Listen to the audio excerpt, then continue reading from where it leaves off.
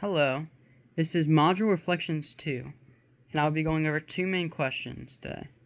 The first one being, what is the main difference between connectionism and classical cognitivism? And what are the key features that characterize classical cognitivism?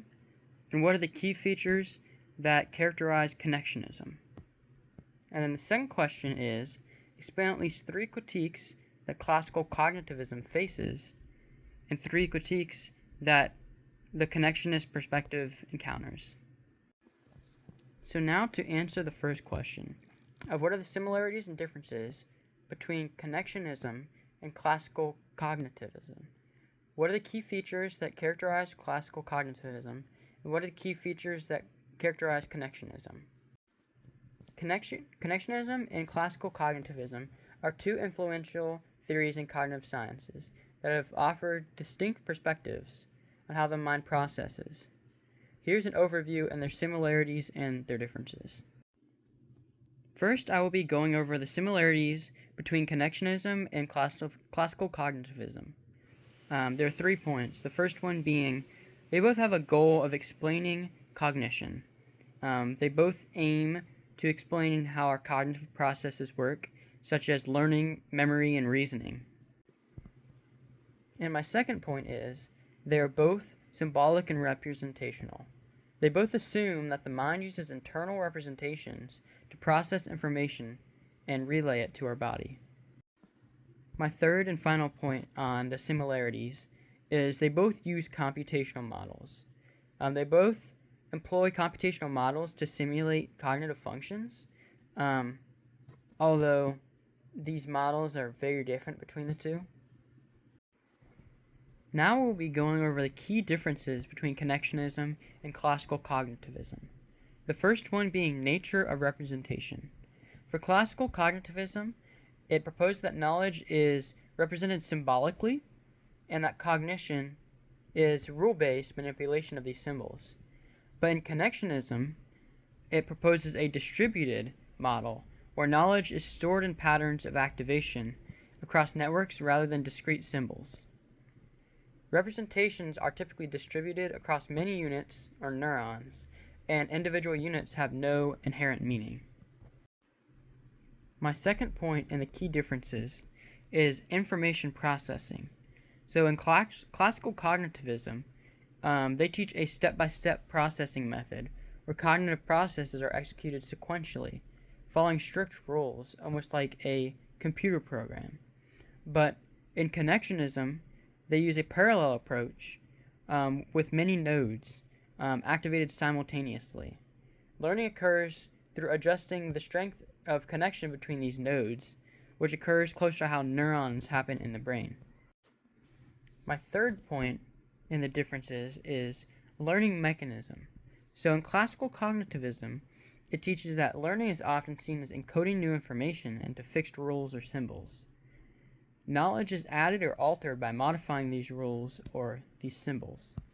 But in connectionism, it is taught that learning occurs through weight adjustment, where the connections between units change in strength based on our experiences.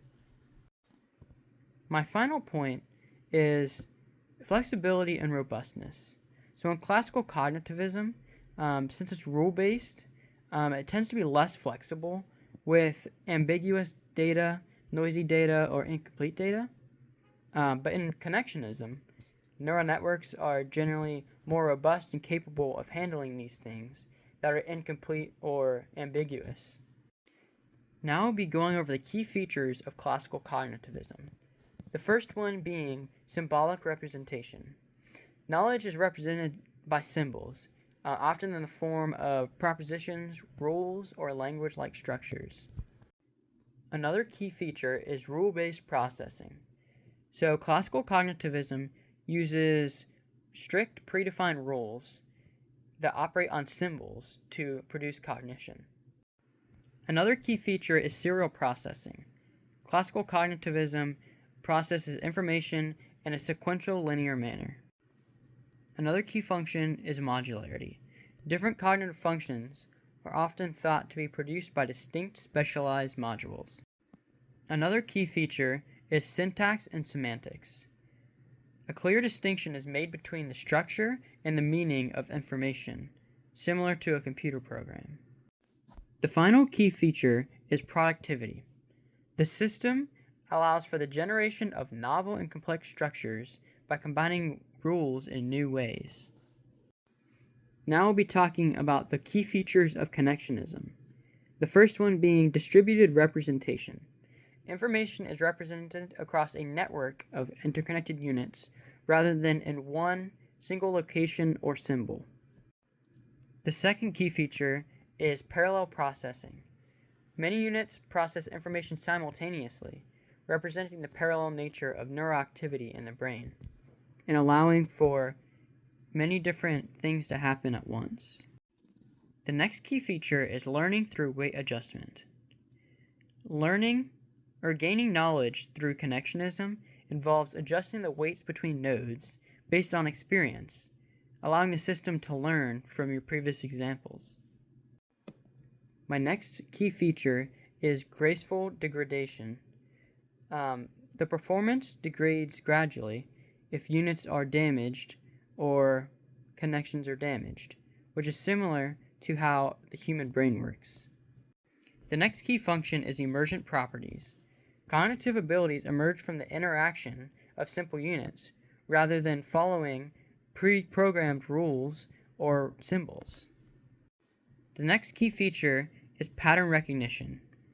These models are highly effective at recognizing complex patterns, making them useful in tasks involving perception and language processing. Now I'll be moving on to the second question, which is explain at least 3 critiques that the connectionist perspective faces and 3 critiques that the classical cognitivism faces. Both classical cognitivism and connectionism have widely been critiqued. Here are the main critiques that each one shows. I will first be going over the critiques of classical cognitivism. And my first point being lack of biological plausibility. So classical cognitivism relies on serial rule-based information processing that is not well aligned with how the brain operates. The brain processes information in parallel and does not appear to manipulate symbols or rules in the same way that classical cognitivism suggests. This disconnect from neural processing has led critics to question the validity of classical cognitivism as a rule of human cognition. My second point is difficulty handling uncertainty and ambiguity. So classical cognitivism assumes that the information processing follows clear, predefined rules, which can struggle to handle ambiguous or fuzzy data. Real-world cognition, however, requires people to interpret this incomplete, fuzzy data.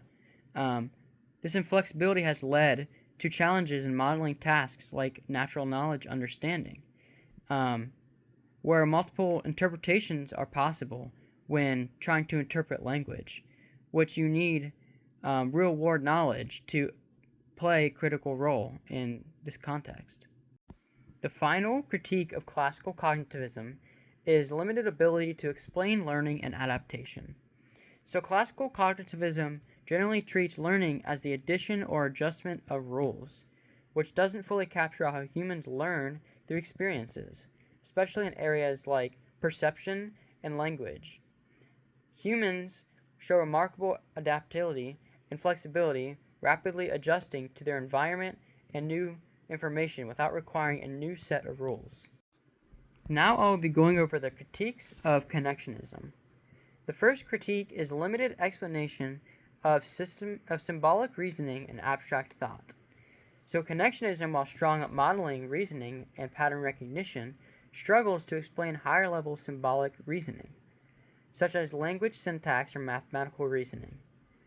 The nature of connectionism networks makes it challenging to represent and manipulate symbols in a structured way, limiting the model's ability to account for the complex mathematical aspects of human thought.